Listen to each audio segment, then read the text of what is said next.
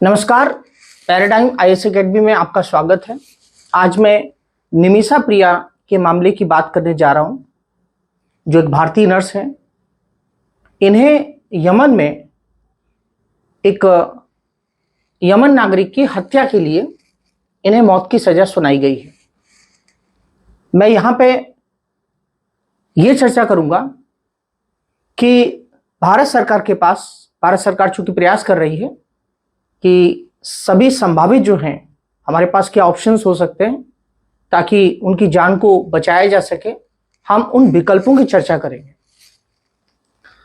तो देखिए, यहां पे मैं आपसे कहना चाहूंगा, पहले थोड़ा सा हम बैकग्राउंड समझ लेते हैं कि ये जो निमिषा प्रिया हैं ये केरल की हैं और यहां पे 2020 में एक अदालत ने इनको तलाल अब्दो मेहदी की हत्या के आरोप में इनको मौत की सजा सुनाई गई थी।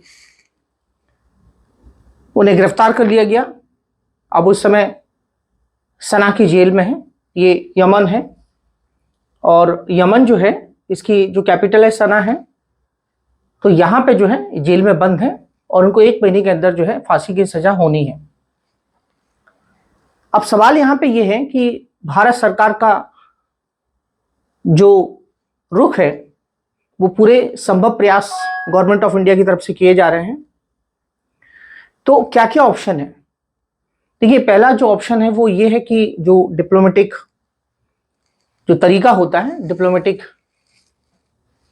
तरीके से उस चैनल से जो है भारत सरकार यमन सरकार से बात कर सकती है। लेकिन चूंकि एक समझना आपको यहां पे ये होगा कि यमन जो है शासित कैसे है। यमन जो है यहाँ पे काफी डिस्टरबेंस है, अशांति है यहाँ पे। ये जो हिस्सा है, सना वाला जो हिस्सा है, जो हूती विद्रोही हैं उनके द्वारा शासित है।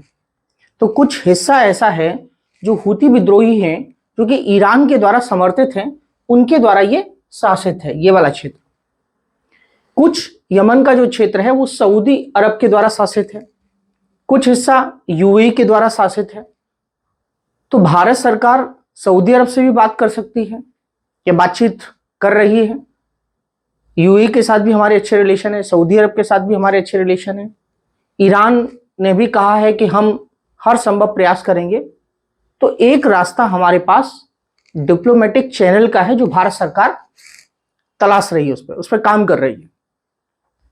दूसरा क्या ऑप्शन है? दूसरा ऑप्शन है जिसको हम कहते हैं ब्लड मनी। अब ये ब्लड मनी क्या होता है?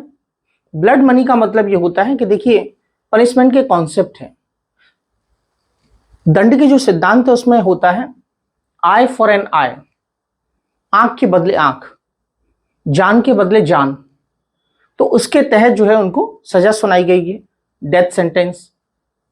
लेकिन एक ऑप्शन यहां पे ये है कि अगर उनकी फैमिली मान जाती है, जिसको हम ब्लड मनी कहते हैं, तो ब्लड मनी जो है उनके परिवार को दिया जा सकता है और अगर उनका परिवार एग्री होता है तो सजा माफ हो सकती है। ब्लड मनी क्या होगा ये उनकी फैमिली डिसाइड करेगी। ये एक तरीके का कॉम्पनसेशन है।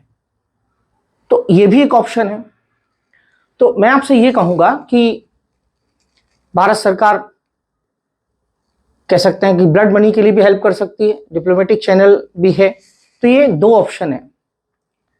मैं आपसे ये कहना चाहूंगा कि निमिषा प्रिया का जो मामला है काफी दुखद है और आपको पता है कि इंडियन डायस्पोरा यूपीएससी के सिलेबस में है।